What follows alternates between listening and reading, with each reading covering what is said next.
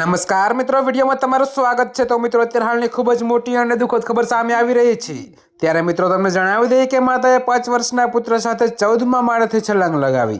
જી હા મિત્રો, તો અત્યારે હાલની આ ખૂબ જ મોટી અને દુઃખદ ખબર સામે મળી રહી છે। ત્યારે મિત્રો તમને વધુમાં જણાવી દઈએ કે સુરતના અલથાણા વિસ્તારમાં એક મહિલાએ પોતાના 5 વર્ષના પુત્ર સાથે બિલ્ડિંગના 14મા માળેથી પડતું મૂક્યું હતું। જોકે મિત્રો, આ ગંભીર દુર્ઘટનામાં માસૂમ બાળકનું ઘટના સ્થળે જ મોત નીપજ્યું છે। જોકે મિત્રો, જ્યારે માતાની હાલત અત્યંત નાજુક હોવાથી સિવિલ હોસ્પિટલમાં સારવાર હેઠળ છે।